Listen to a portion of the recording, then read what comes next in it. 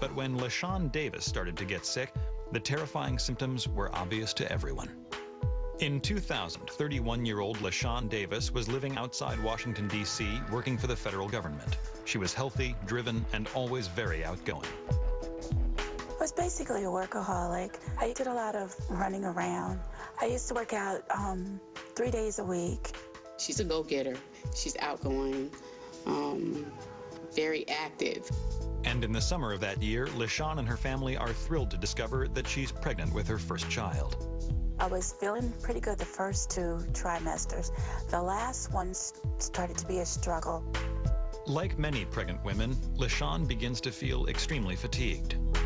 It was just difficult to walk, to get from point A to point B. I was always out of breath. She slows down a bit, and then she catches a cold. Not much to worry about, she figures, but then suddenly, one day, she loses her voice. And 3 weeks later, it hasn't returned. I went to the doctor, but unfortunately, they weren't able to treat it very well because of the pregnancy. They gave me different things to use, like cough drops and different sprays and stuff like that, but it didn't actually help. Over the next few weeks, as her cold refuses to go away, LaShawn does her best to cope with her growing fatigue. She takes what over-the-counter medication she can and tries to stay upbeat.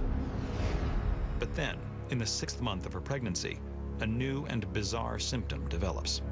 One morning I woke up and I was just soaking wet.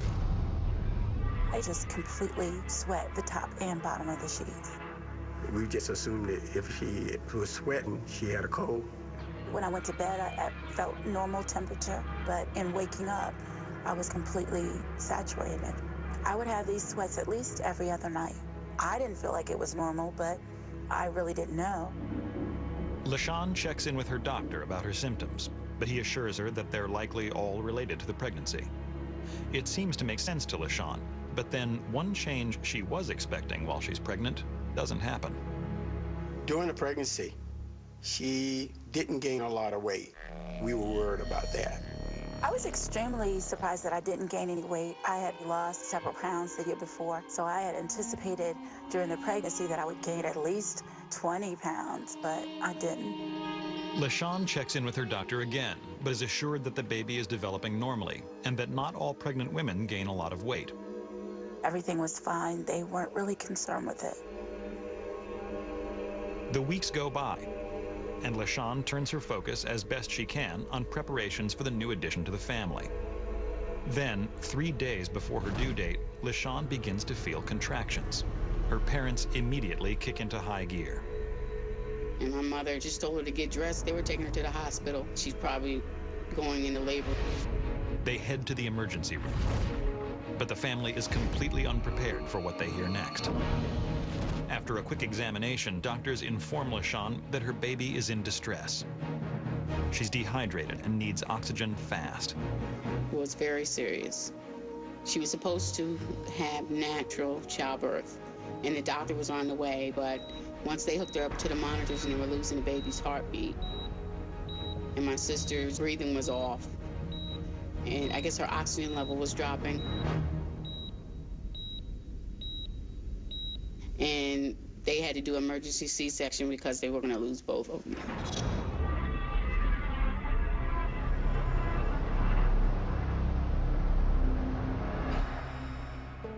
LaShawn gives birth to a healthy baby girl named Sydney. Mother and baby seem to be doing fine, but then a few days later, just as LaShawn is getting ready to be discharged, something scary happens.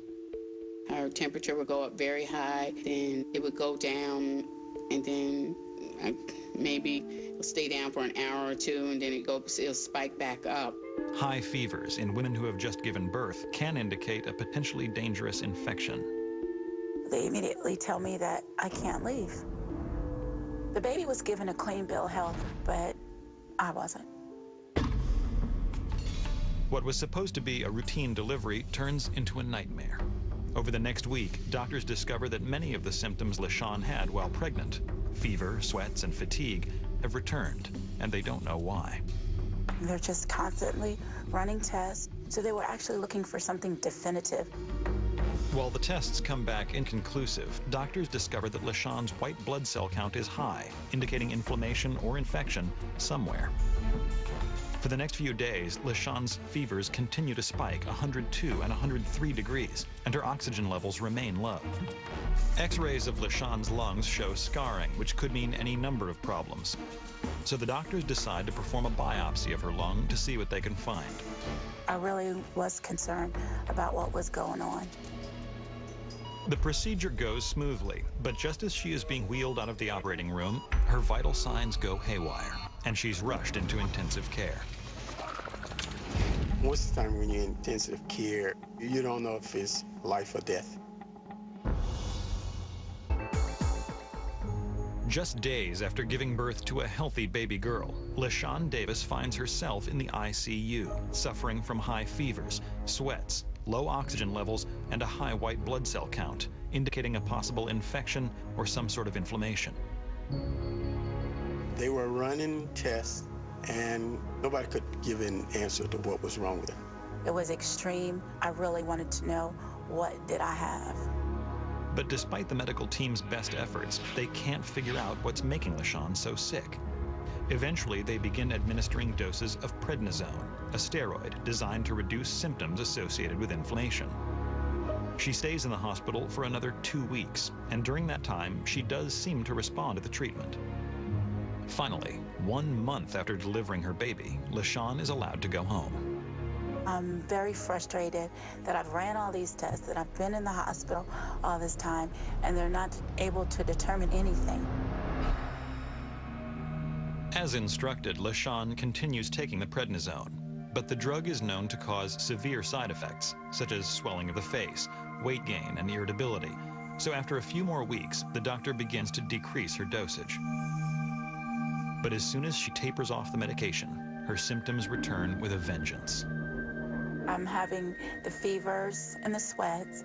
I'm having a lot of swelling in the ankles. Physically, I'm feeling really weak. I'm not able to lift the baby. I'm moving slower than I've ever moved before.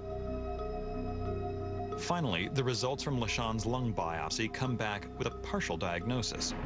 They show she has interstitial lung disease, a nonspecific lung disorder which can cause scarring of the lungs and difficulty breathing. But it's still unclear what's triggering the condition. She's immediately referred to a pulmonologist for follow-up. I start seeing a pulmonary doctor once every 2 weeks. They're doing pulmonary function tests to determine how much oxygen I'm actually getting in and how much I can actually push out. My ability to do that is gradually decreasing. But the doctor can't figure out why. As the testing continues, LaShawn's maternity leave runs out, and the exhausted new mother is forced to return to work. It felt draining just to get from point A to point B.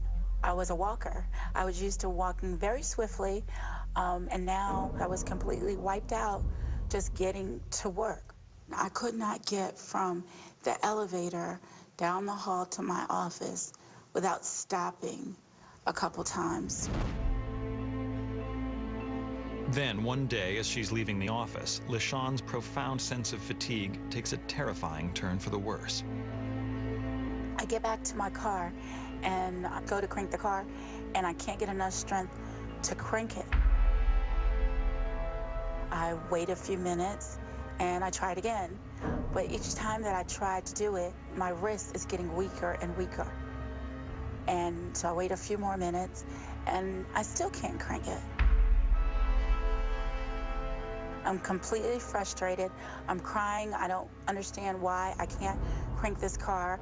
I knew something was really wrong then. Finally, drawing on every ounce of strength she can muster, LaShawn manages to start the car.